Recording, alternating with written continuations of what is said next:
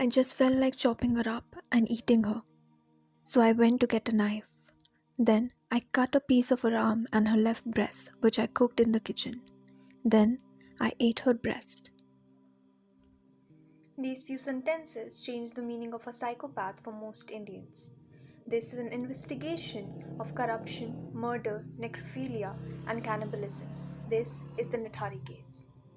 5-6 बच्चों के बारे में कन्फेस किया है।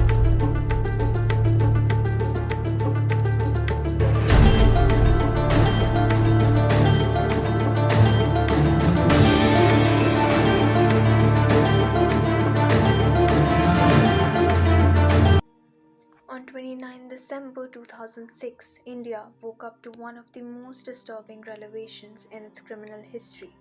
Behind House D5 in Sector 31 Noida, municipal workers unclogging drain discovered human skulls, bones, slippers, and decomposed remains of children and young women.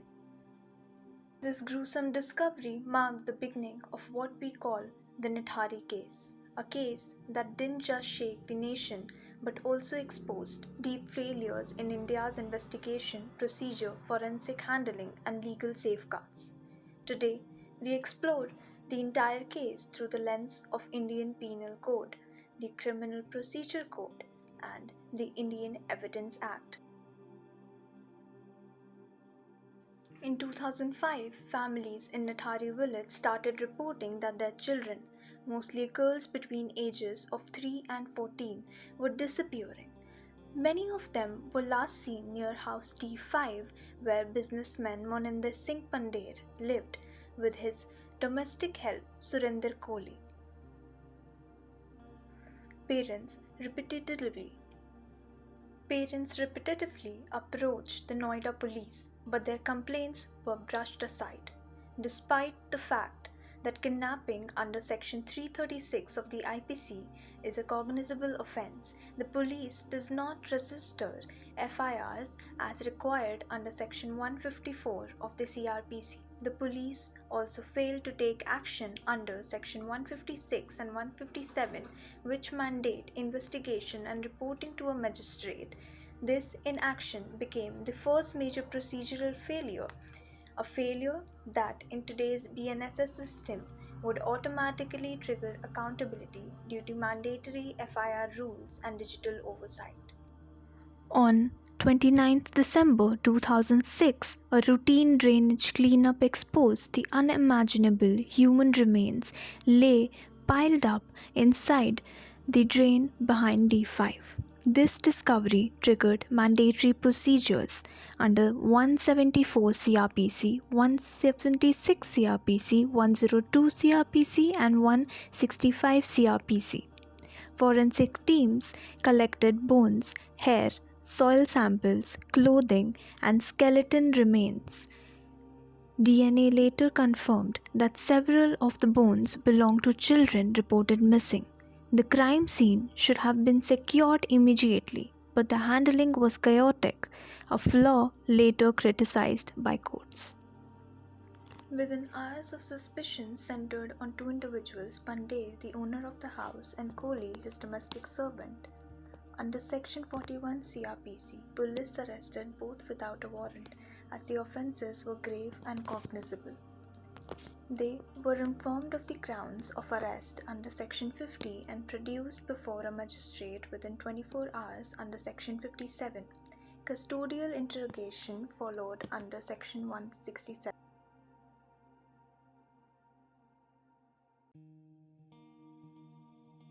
During interrogation, the police claimed that Surinder Kohli confessed to kidnapping, sexual assault, murder, and disposal of bodies.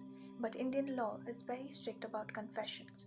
Under Indian Evidence Act, Section 25, confessions to police officers are inadmissible. Section 26, confessions in police custody are invalid unless before a magistrate. Only a voluntary confession under Section 164 of CRPC is admissible. Kohli's statement was recorded under Section 164, but later in investigations, Supreme Court found he was in continuous police custody. Police were present near the recording room. He was not given reflection time. No psychological evaluation was done. There were signs of coercion.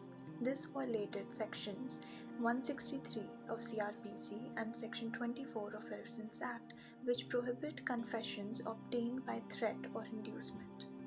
Under today's BNSS, every confession must be videographed and police present is strictly barred, meaning this confession would be outright rejected. Police claim that Kohli led them to recover victim clothes, weapons, skulls, and other incriminating articles. These were admitted under Section 27 of the Evidence Act, which allows the admissibility of only that part of a statement which leads to a discovery. But the courts later found the same spot was discovered repeatedly. There were no independent witnesses. No blood was found on the weapons. No signs of murder were present inside the house. Bones linked victims to the drain, but not to the accused. Forensic evidence was inconsistent and did not link Kohli or Pandey to the act of killing.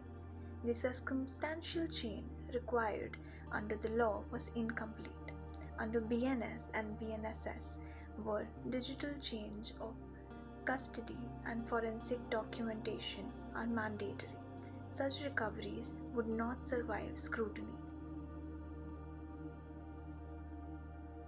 Under Section 164 CRPC, a confession is admissible only if it is voluntary, made without police pressure, with full warning and reflection time. Section 27 allows only the discovery leading part of a custodial statement. The fact discovered must be new, independently witnessed, and scientifically linked to the crime.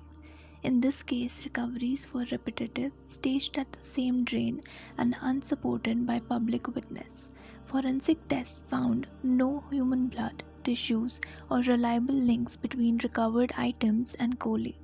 The court held the recoveries manipulated and inadmissible, incapable of proving guilt. Under the Sharda Brimchand Sarda case, circumstantial evidence must form a complete chain pointing only to guilt. Here, there were no eyewitness, no proof of rape or kidnapping, no forensic evidence from the house, and the DNA only linked to the bones of victim, not to Kohli. Motive was unproved and several links in the chain were missing. The Supreme Court held that suspicion cannot substitute proof and circumstantial chain failed. A fair investigation under Section 173 of CRPC requires scientific inquiry and absence of bias. The police investigation displayed tunnel vision, ignored alternative suspects, failed to document custodial safeguards, and conducted a poor Section 313 examination. These lapses violated Article 21 and produced an unfair trial process. The court concluded that the investigation was unreliable and procedurally defective.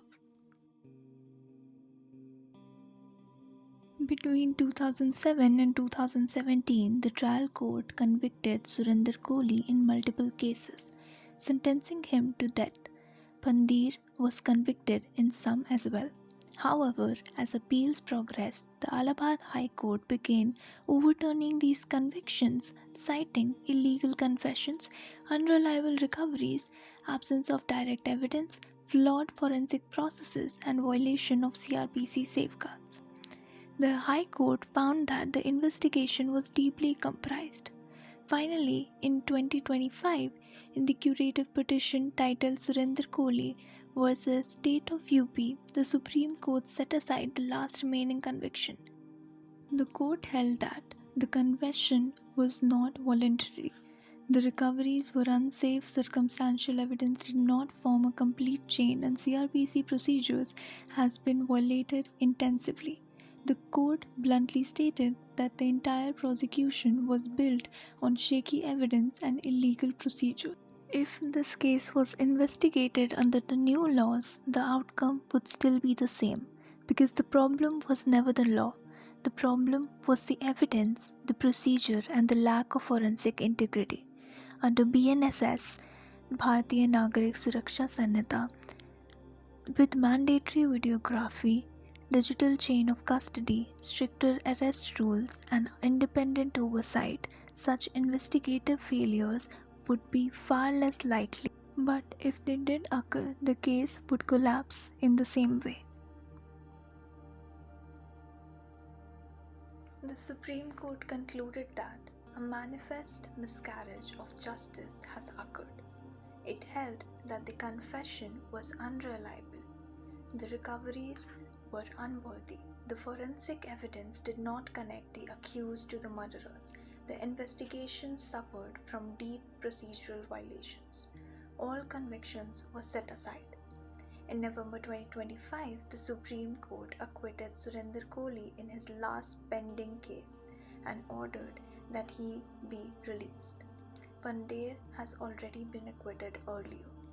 The Nithari case remains one of India's darkest unresolved mysteries, and legally it stands as a reminder that when procedure fails, justice collapses.